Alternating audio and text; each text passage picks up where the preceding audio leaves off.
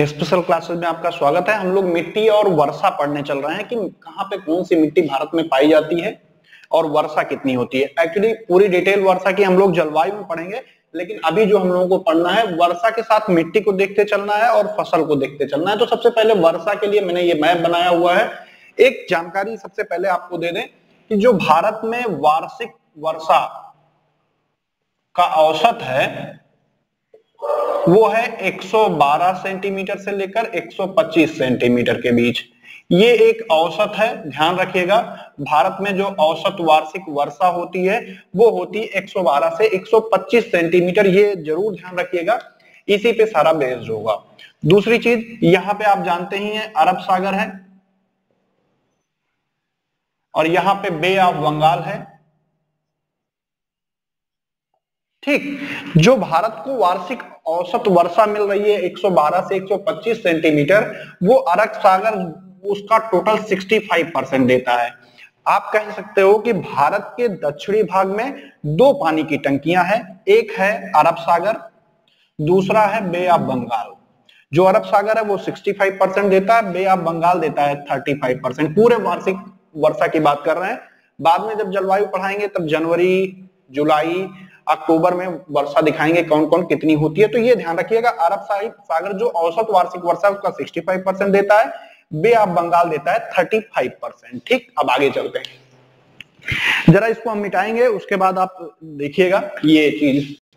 वार्षिक वर्षा आप याद रखिएगा 112 से 125 सेंटीमीटर। ठीक, दूसरी बात सबसे पहले ये ध्यान रखिएगा, ये भारत का उत्तरतम बिंदु है, ये दक्षिण है, यानी ये पश्चिम होगा, वो पूरब होगा।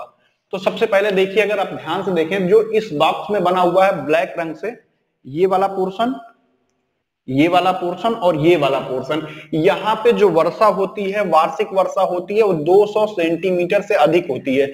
यानी ये पोर्शन भारत का, जहां पे अभी मिट्टी बताएंगे तो लैटेराइट आएगी, मिट्टी आप देखेंगे तो समझ जाएंगे। मतलब ये इधर केरल कर्नाटक वाला हिस्सा जो है, यानी पश्चिमी जो तट है वो, और इधर ये जो पोर्शन है आप इसमें देख सकते हैं पश्चिमी तट लिखा हुआ है, जो अधिक वर्षा वाला क्षेत्र है, 200 सेंटीमीटर प्लस है। उत्तर पूर्वी उप हिमालय क्षेत्र, उत्तर पूर्वी उप हिमालय क्षेत्र है, और मेघालय की पहाड़ियां भी हैं, इसमें खासी, जयंतिया और ये सब भी आ जाती हैं। तो भारत का जो 200 सेंटीमीटर से अधिक वर्षा वाला क्षेत्र है वो पश्चिमी तट हो जाएगा। ठीक, और इधर उत्तर पूर्वी हिमालय क्षेत्र हो जाएगा और मेघालय की पहाड़ियां हो जाएंगी। ये 200 सेंटीमीटर से अधिक वर्षा वाला क्षेत्र है, इसको आप ध्यान रखिएगा। 200 से अधिक सेंटीमीटर वर्षा वाला क्षेत्र है, कौन कौन है? पश्चिमी तट, उत्तर पूर्वी हिमालय क्षेत्र, मेघालय। अभी जब मिट्टी पढ़ाएंगे तो आपको और अच्छे से क्लियर होगा, लेकिन एक बार आप इस मैप को बना के एक तरफ रख लीजिएगा, तब आप मिट्टी को समझ पाएंगे।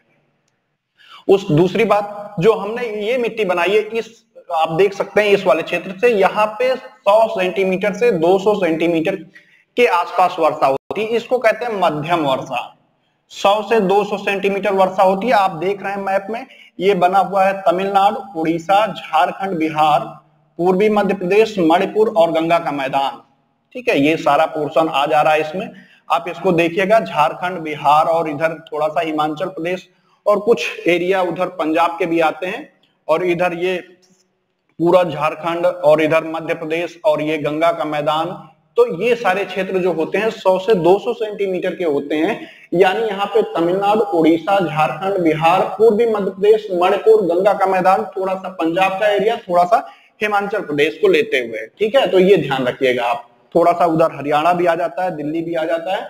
तो यहाँ पे जो औसत वार्षिक वर्षा हो रही है वो 100 से 200 सेंटीमीटर हो रही है। उसके बाद हम अगला पोर्शन देखते हैं। अगला है 50 से 100 सेंटीमीटर को बनाया गया है। अभी हम जब डिवाइड करेंगे मिट्टी के साथ तो इसको और भी बड़े फॉर्म में करेंगे, मतलब ज्यादा डिवाइड करेंगे। जैसे यहाँ 100 से 200 है, मैं 150 से 200 करूंगा, फिर 100 से 150 करूंगा, इस तरह। जो ये दिख रही है वर्षा आपको, जो इस कलर में खींची गई है, जो ब्लैक कलर में सीधी लाइन में खींची गई है, जैसे ये दिख रहा है, ये दिख रहा है, ये पूरा पोर्शन, ये पोर्शन। ठीक है, इसको कहते हैं न्यून वर्षा क्षेत्र। न्यून वर्षा क्षेत्र जहां पे 50 सेंटीमीटर से 100 सेंटीमीटर वर्षा हो रही है। 50 सेंटीमीटर से 100 सेंटीमीटर वर्षा हो रही है। कौन कौन सा क्षेत्र आपको पूरा दिख रहा है? इसमें गुजरात, पूर्वी राजस्थान, पूर्वी राजस्थान आपको दिख रहा है, दिल्ली, पश्चिमी उत्तर प्रदेश, दिल्ली, हरियाणा, पंजाब और जम्मू कश्मीर थोड़ा सा हिस्सा लेते हुए ये वाला पोर्शन। इसमें जो क्षेत्र आ रहा है वो आप ध्यान से फिर से एक बार देख लीजिए, गुजरात, पूर्वी राजस्थान, देखिए गुजरात आ रहा है पूरा, पूर्वी राजस्थान आ रहा है, पश्चिमी उत्तर प्रदेश आ रहा है, दिल्ली आ रहा है और हरियाणा आ रहा है, उसके बाद पंजाब, उसके बाद इधर वाला पोर्शन जम्मू कश्मीर और बाकी ये सब पोर्शन आ रहे हैं। तो ये न्यून वर्षक क्षेत्र हो जाएंगे, जिसमें थोड़ा सा तमिलनाडु, आंध्र प्रदेश, इन सब का पूरा एरिया आ रहा है। यहाँ पे आप लिख लीजिए तमिलनाडु, आंध्र प्रदेश। ठीक है, अगला चलते हैं। अच्छा, ये ध्यान रखिएगा तमिलनाडु में ये 100 से 200 सेंटीमीटर भी वर्षा होती है। पूरी तरह तमिलनाडु दो भागों में बढ़ जाता है, एक जहां पे 50 से 100 सेंटीमीटर वर्षा हो रही है और जहां पे 100 से 200 सेंटीमीटर उसके पश्चिमी क्षेत्र में हो रही है। ठीक है, तो ये ध्यान रखिएगा। अगला है 50 सेंटीमीटर से कम वर्षा वाला क्षेत्र, यानी इसको अगर हम डिवाइड करेंगे तो ये इधर वाला क्षेत्र आ जाएगा, पूरा लद्दाख का क्षेत्र आ जाएगा, पश्चिमी राजस्थान आ जाएगा, उधर आंध्र प्रदेश, कर्नाटक जहां पे काली मिट्टी है, महाराष्ट्र, आंध्र प्रदेश, कर्नाटक वाला, यानी ये हिस्सा आ जाएगा। यहाँ पे 50 सेंटीमीटर से कम वर्षा होती है। तो ये आप देख रहे हैं वर्षा का एक जो डिवाइड किया गया है वो है। अब इसके बाद हम आपको मिट्टी के बारे में बताने चल रहे हैं। स्पेशल क्लासेस में आपका स्वागत है। आइए शुरू करते हैं। हम लोग पढ़ने चल रहे हैं soil and rainfall, specially soil and rainfall. ठीक है, तो सबसे पहले एक चीज आपको कल मैंने जैसा कि आपको बताया था, ये मैप है सादा, ये अभी मत देखिए, अभी मैं बताता हूं आपको। तो कल एक चीज मैंने आपको क्लियर किया था, जो भारत की पोजीशन है पहले वो जानना जरूरी है। ये है 0 डिग्री, जिसको हम इक्वेटर या विषुवत रेखा बोलते हैं। इसके ऊपर एक रेखा जाती है जो 23.5 नॉर्थ पे जाती है और दूसरी जाती है 23.5 साउथ, और एक हम 66.5 पे खींच लेते हैं साउथ, और इधर भी 66.5 नॉर्थ। ठीक, ये नॉर्थ पोल है, ये साउथ पोल है। ठीक है, तो अभी आप देखिए जो ये हिस्सा भारत का, मतलब ये हिस्सा विश्व का है, जहां पे रेड मार्क मैं कर रहा हूं, इसको बोलते हैं ट्रॉपिकल एरिया। ट्रॉपिकल मतलब होता है उष्णकटिबंध, जहां पे सूर्य का प्रकाश, सूर्य 0 डिग्री पे सीधे चमकता है, तो जहां पे सूर्य का प्रकाश ज्यादा मात्रा में पड़ रहा है, 23.5 नॉर्थ से लेकर 23.5, उसको ट्रॉपिकल यानी उष्णकटिबंध बोलते हैं, उष्णकटिबंध बोलते हैं, ध्यान रखिएगा। और जो दूसरा हिस्सा भारत, ये विश्व का दिख रहा है मैप में आपको, ये वाला पोर्शन दोनों तरफ 23.5 से 66.5 तक, इस पोर्शन को दोनों तरफ को बोलते हैं सब ट्रॉपिकल। सब ट्रॉपिकल मतलब होता है उपोष्ण कटिबंध, मतलब जहां पे सूर्य का प्रकाश थोड़ा कम पड़ रहा है और थोड़ा सा मतलब एनर्जी कम मिल रही है। अब देखिए भारत की स्थिति क्या है, सबसे पहले ये देख लेते हैं। भारत की स्थिति कल मैंने बताई थी, कर्क रेखा भारत के बीचों बीच से होकर जाती है, यानी जो भारत की कर्क रेखा जा रही है गुजरात से होकर, यहां से ये वाली पोर्शन से, यहां से निकल रही कर्क रेखा, इसके ऊपर का हिस्सा और इसके नीचे के हिस्से में भारत दो भागों में बढ़ जाता है। निचला हिस्सा कहलाता है ट्रॉपिकल एरिया, कर्क रेखा के नीचे का हिस्सा ट्रॉपिकल उष्णकटिबंध कहलाता है, कर्क रेखा के ऊपर का हिस्सा कहलाता है सब ट्रॉपिकल। जहां पे ट्रॉपिकल एरिया है वहां पे सूर्य का प्रकाश सीधा पड़ रहा है, ज्यादा पड़ रहा है, यानी टेम्परेचर हाई है। जहां पे टेम्परेचर हाई है वहां पे प्रेशर अपने आप हाई हो जाएगा, और जहां पे दोनों चीजें हाई हो रही हैं वहां पे रेनफॉल अच्छी होगी, यानी गुड रेनफॉल होगी। ठीक, मतलब यहां पे जो भारत कर्क रेखा के उत्तर में है और जो दक्षिण में है, कर्क रेखा के उत्तर में टेम्परेचर कम होता है।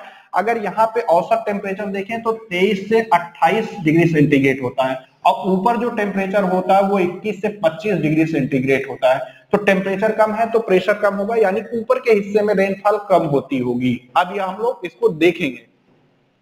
देखिए भारत को दो चीजों से जरूरत है। पहले सबसे पहले आपको एक और चीज यहाँ पे क्लियर कर देते हैं, जो क्रॉप होती है, क्रॉप को 3 चीजों की जरूरत पड़ती है। सबसे जरूरी चीज होती है सॉयल, दूसरी चीज होती है टेम्परेचर, मतलब एक गुड टेम्परेचर होना चाहिए, अच्छी कंडीशन वाली टेम्परेचर होना चाहिए किसी भी क्रॉप को उगाने के लिए। तीसरा चीज होता है रेनफॉल।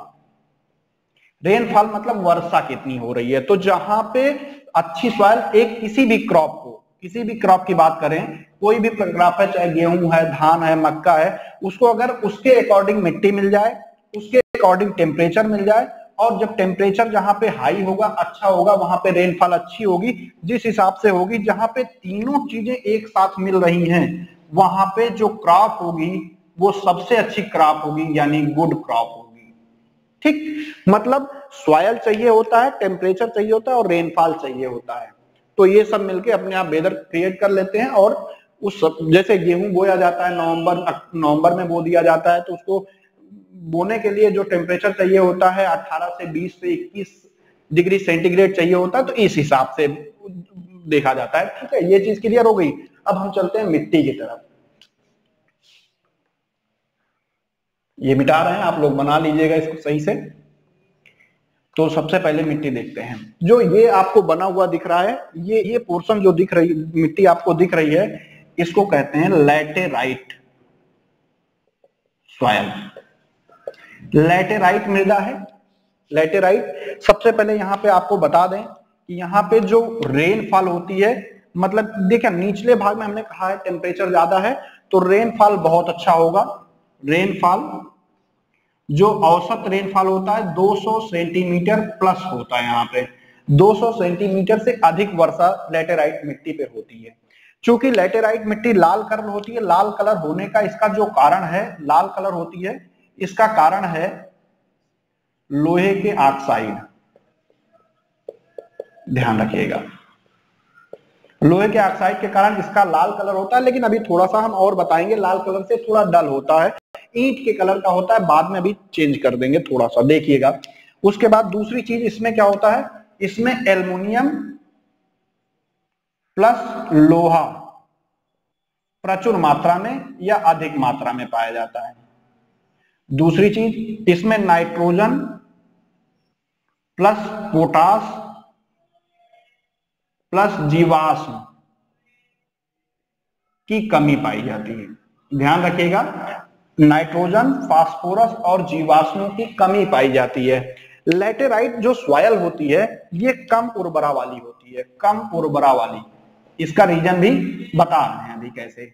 कम उर्वरा का रीजन आइए देखते हैं सबसे पहले कि लैटेराइट मृदा कम उर्वरा वाली क्यों होती है। चूंकि लैटेराइट जो मृदा होती है, इस पे जो वर्षा हो रही है, जो बारिश हो रही है, 200 सेंटीमीटर प्लस हो रही है। इसके कारण इसके जो न्यूट्रिएंट होते हैं या तो वॉश आउट हो जाएंगे, वर्षा तेज है तो बह जाएंगे यानी वॉश आउट हो जाएंगे, या तो नीचे चले जाएंगे, या तो बहुत नीचे चले जाएंगे, जिससे धंस जाएंगे, जिसकी वजह से ऊपरी जो हिस्सा उर्वरा शक्ति प्रदान करता है वो नीचे चला जाएगा या तो बह जाएगा। इसलिए इस मिट्टी में उर्वरा की शक्ति कम पाई जाती है। इसमें उगाया क्या क्या जाता है लैटेराइट में? चाय, कहवा, रबर। अच्छा, इसकी एक खासियत और ध्यान रखिएगा आप लोग, इसकी जो एक खासियत, दूसरी खासियत है, वो ये खासियत है कि ये सूखने पर कठोर हो जाती है और गीला पड़ने पर मुलायम हो जाती है। कठोर पड़ने से इसमें जो होती है वो दरारें पड़ जाती हैं। ठीक है, अब अगली मिट्टी की तरफ हम लोग चलते हैं। अगली मिट्टी हम दो भागों में बनाएंगे, ध्यान रखिएगा इस बात को जरूर। दो भागों में हम अगली मिट्टी बनाएंगे, कहीं कहीं दो भागों में नहीं बनाई गई है, तो ये ध्यान रखिएगा। ठीक, उसके बाद इस तरह से कुछ बनेगा।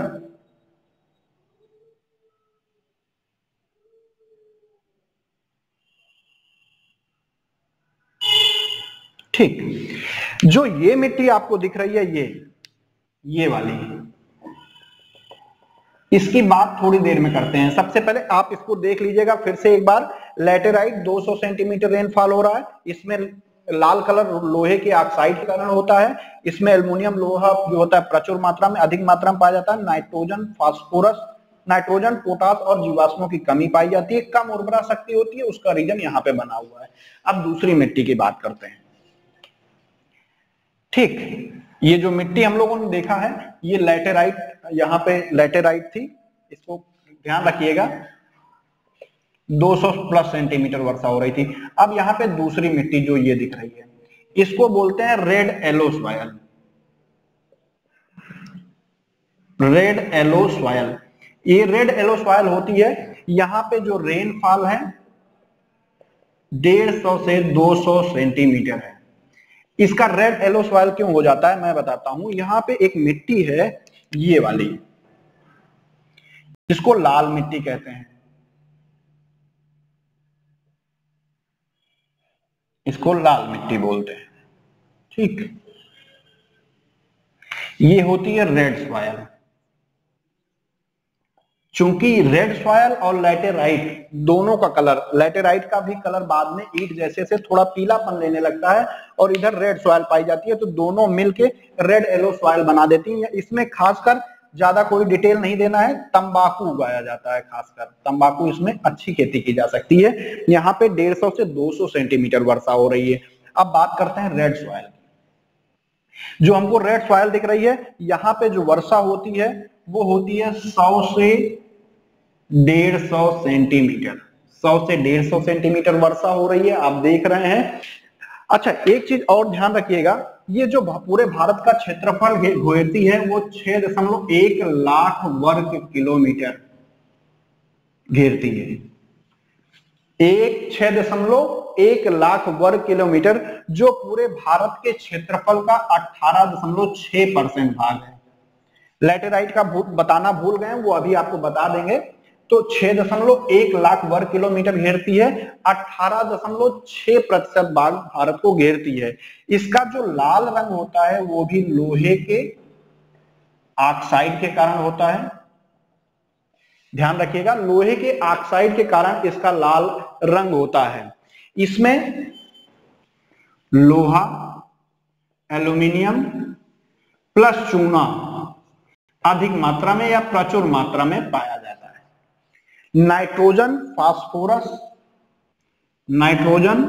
फास्फोरस और जैविक पदार्थों की कमी होती है। ध्यान रखिएगा, रेड सॉयल है, 100 से 150 सेंटीमीटर वर्षा हो रही है, 6.1 लाख वर्ग किलोमीटर को घेरे है, 18.6% भाग को। इसमें लोहे के ऑक्साइड होते हैं, इसके कारण इसका रंग लाल होता है। इसमें लोहा, एल्युमिनियम, चूना की अधिकता यानी प्रचुर मात्रा में पाया जाता है, जबकि नाइट्रोजन, फास्फोरस और जैविक पदार्थों की कमी पाई जाती है। ध्यान रखिएगा। इस मिट्टी का जो विस्तार है उसको भी देख लेते हैं। वो है तमिलनाडु में सर्वाधिक विस्तार पाया जाता है, कर्नाटका, आंध्र प्रदेश, मध्य प्रदेश, महाराष्ट्र, इन सब एरिया में इसका विस्तार पाया जाता है। थोड़ा सा झारखंड, उड़ीसा, यहां सब भी इसका विस्तार देखने को आपको मिलेगा। कहां पे? अब लोहे के अगर आप नोट्स बनाएंगे तो सबसे पहले लिखेंगे रेड सॉयल, 100 से 150 सेंटीमीटर वर्षा हो रही है, 6.1 लाख वर्ग किलोमीटर के घेरे है, यानी 18.6% भाग को घेरती है भारत के। इसमें जो न्यूट्रिएंट है उसमें लोहा, एल्युमिनियम और चूना अधिक प्रचुर मात्रा में पाया जाता है। नाइट्रोजन, फास्फोरस और जैविक पदार्थों की कमी पाई जाती है। इसका विस्तार तमिलनाडु, कर्नाटका, आंध्र प्रदेश, मध्य प्रदेश, झारखंड, महाराष्ट्र और उड़ीसा में पाया जाता है। इसमें जो खेती की जाती है उसको देखते हैं। तंबाकू, बाजरा और तीसी।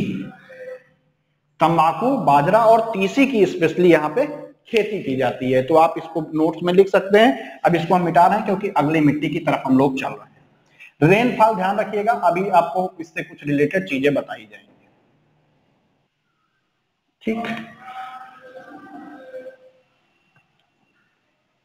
अगली जो मिट्टी आपको दिख रही है यहां पे, ये सॉइल,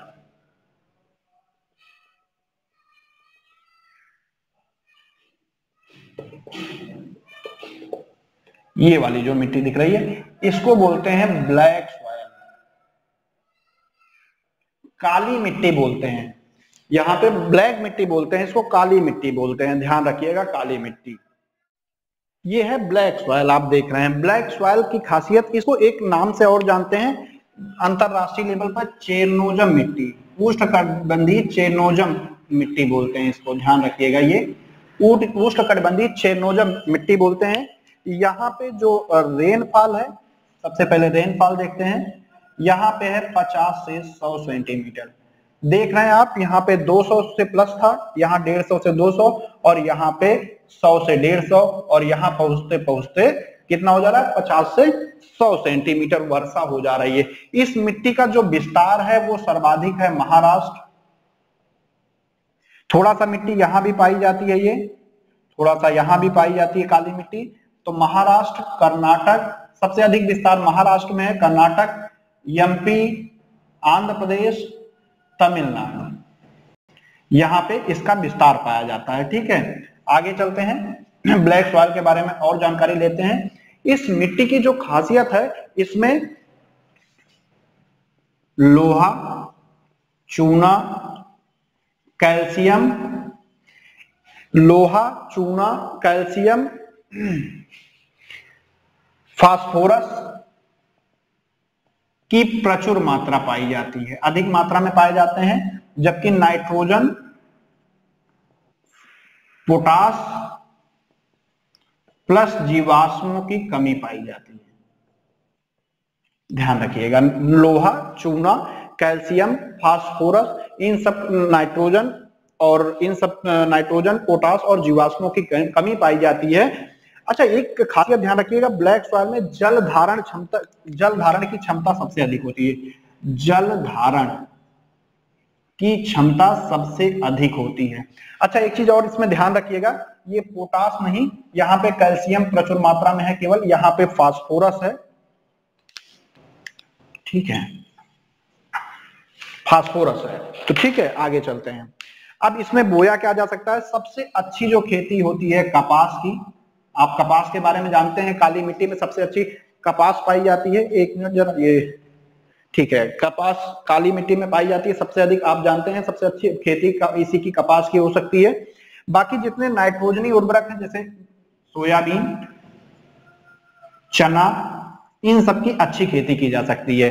तो जो आप नोट्स बनाएंगे उसमें क्या लिखेंगे, ब्लैक सॉयल रेनफॉल होता है 50 से 100 सेंटीमीटर। ठीक, ब्लैक सॉयल को चेरनोजम, अंतरराष्ट्रीय लेवल पर उष्णकटिबंधीय चेरनोजम मिट्टी के नाम से भी जानते हैं। इसमें जल धारण की क्षमता बहुत अधिक होती है, सबसे अधिक जल धारण की क्षमता काली मिट्टी में पाई जाती है। इसमें लोहा, चूना, कैल्शियम प्रचुर मात्रा में पाए जाते हैं, जबकि नाइट्रोजन, फास्फोरस और जीवाश्मों की कमी पाई जाती है। इसमें कपास, सोयाबीन और चना की खेती की जा सकती है। ये सबसे अधिक महाराष्ट्र में, उसके बाद कर्नाटक, एमपी, आंध्र प्रदेश और तमिलनाडु में पाए जाते हैं। ठीक है, चलिए आगे चलते हैं। ये हो गई ब्लैक सॉयल। अब हम उस मिट्टी की तरफ बढ़ते हैं जो बहुत ही महत्वपूर्ण मिट्टी है। उसका कुछ इस तरह भाग होता है, ये पूरा पोर्शन कवर करेगी वो मिट्टी, बहुत ही महत्वपूर्ण मिट्टी है। इस मिट्टी को जो यूपी, बिहार, झारखंड, राजस्थान और तमाम एरिया को कवर कर रही है, गुजरात, पूर्वी राजस्थान के एरिया को कवर कर रही है। इस मिट्टी का नाम है जलोढ़, यानी एलुवियल सॉयल, जलोढ़ मिट्टी, इसका नाम है एलुवियल सॉयल। यहां पे जो रेनफॉल होती है इस मिट्टी में 150 से 200 सेंटीमीटर। ये पहले आपको एक चीज बता दें, ये एक ऐसी मिट्टी है जो जिसमें आप कुछ भी डाल दोगे, कोई फसल डाल दोगे तो वो निकल ही आएगी, उसको उगना कन्फर्म है। ठीक है, तो इसमें इसका जो क्षेत्रफल होता है वो 15 लाख वर्ग किलोमीटर पर फैला हुआ है। एक चीज ध्यान रखिएगा कि जो 15 लाख, ये भारत के सबसे अधिक क्षेत्र पर पाई जाने वाली मिट्टी है। 43.4% एरिया को कवर करती है भारत के। ठीक है, और दूसरी चीज ये आप देख ही रहे हैं, इधर दिल्ली, उत्तर प्रदेश, पूर्वी राजस्थान, गुजरात और इधर बिहार, झारखंड, इन सब एरिया में ये कवर करती है। ये मिट्टी दो भागों में बटी होती है। एक मिट्टी को कहते हैं खादर, दूसरे को कहते हैं भांगर।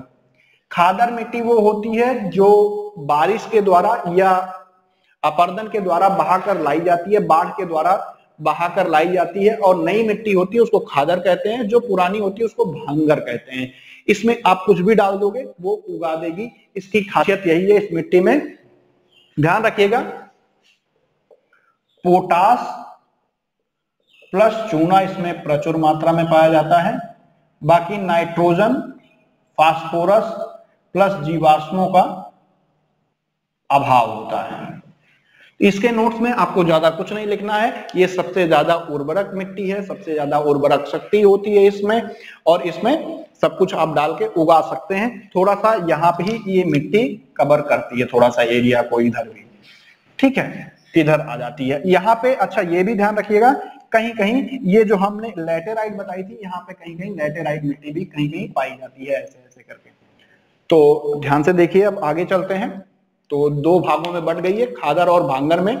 इसमें पोटाश चूना प्रचुर मात्रा में है, नाइट्रोजन फास्फोरस और जीवाश्मों का अभाव है। रेनफॉल 150 से 200 सेंटीमीटर है।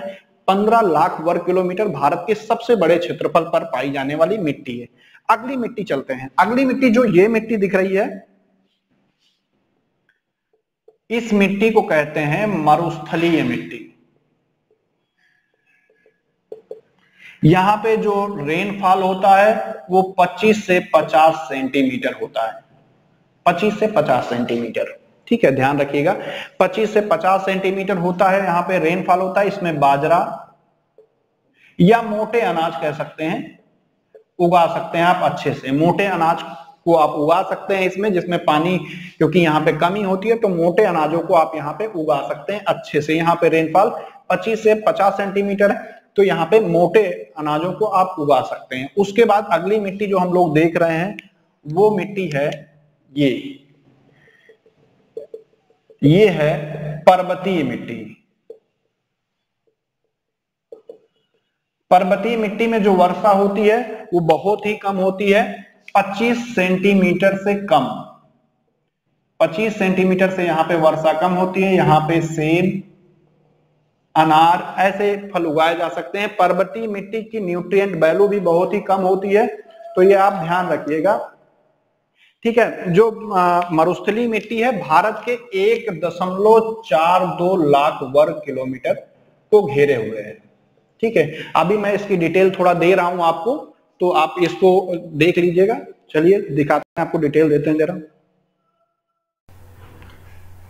अभी आपने जो वीडियो देखा मिट्टी और वर्षा का, उसके लिए आप नोट्स कैसे बनाएंगे, जो बातें छूट गई हैं उसको दिखाने के लिए आप लोग देखिए। ये लैटेराइट मिट्टी बनी हुई है, जो कि जहाँ पे वर्षा होती है 200 सेंटीमीटर से अधिक। इसका क्षेत्रफल है 1.26 लाख वर्ग किलोमीटर, जो पूरे भारत के क्षेत्रफल का 3.7% भाग कवर करती है। ये केरल में, महाराष्ट्र में, आसाम में पाई जाती है। इसका रंग जो होता है वो लाल रंग ईंटे के कलर का होता है, लोहे के ऑक्साइड के कारण। इसमें लोहा, एल्युमिनियम प्रचुर मात्रा में, यानी लोहा और एल्युमिनियम से समृद्ध होती हैं। नाइट्रोजन, पोटाश, चूना और जीवाश्म की कमी पाई जाती है। ये कम उर्वरा वाली शक्ति होती है, जैसा कि पहले बताए हैं। ज़्यादा बारिश होती है या तो इसके न्यूट्रिएंट बह जाते हैं, वॉश आउट हो जाएंगे, या तो नीचे चले जाएंगे। इसमें बोई जाने वाली जो फसल है वो चाय, कहवा, रबर, काजू और सिनकोना है। दूसरी जो मिट्टी बनी हुई है ये आप देख रहे हैं लाइन से, ये है रेड येलो सॉयल, जहाँ पे 150 से 200 सेंटीमीटर होती है। इसमें तंबाकू की खेती की जाती है। तीसरा है ये जो पोर्शन आप देख रहे हैं, ये पोर्शन में लाल मिट्टी पाई जाती है। इसमें खेती की जाती है तंबाकू की, बाजरा की, तीसी की।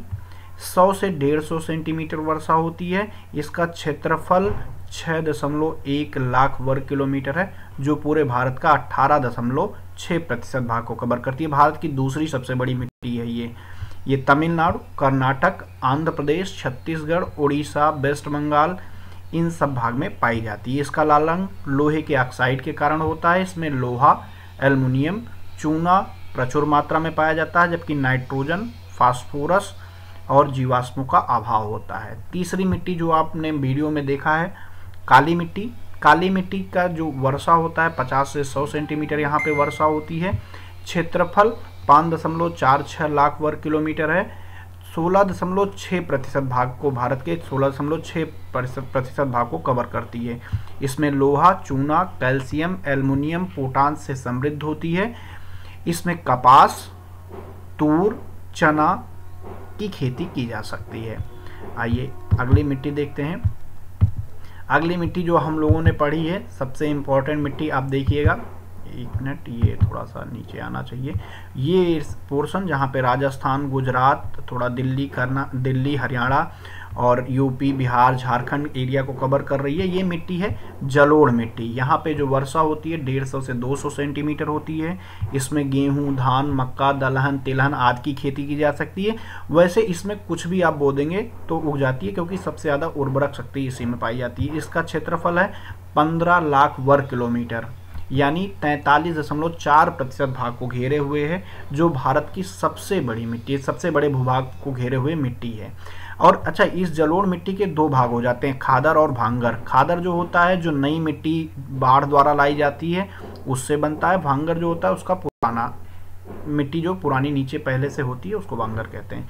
ये पोटास और चूना से समृद्ध होती है। इसमें कमी फास्फोरस, नाइट्रोजन और जैविक पदार्थों की पाई जाती है। ये यूपी, राजस्थान, एमपी, बिहार, झारखंड और हरियाणा में पाई जाती है। आइए अगली मिट्टी चलते हैं, पर्वतीय मिट्टी। इसमें वर्षा होती है 25 सेंटीमीटर से कम। ये नवीन और अविकसित मृदा है। उसके बाद ये समृद्ध होती है जीवाश्मों से। इसमें जीवाश्म पाए जाते हैं क्योंकि नवीन मृदा है। इसमें पोटास, चूना और फास्फोरस की कमी पाई जाती है। ये क्षेत्रफल को घेरे हुए है 2.85 लाख वर्ग किलोमीटर। आइए अगला देखते हैं, मरुस्थलीय मृदा। इसमें खेती की जा सकती है। अच्छा, जो पर्वतीय मिट्टी थी इसमें सेब, अनार, चीकू, इन सब की खेती की जा सकती है। मरुस्थलीय मृदा में मोटे अनाज उगाए जाते हैं।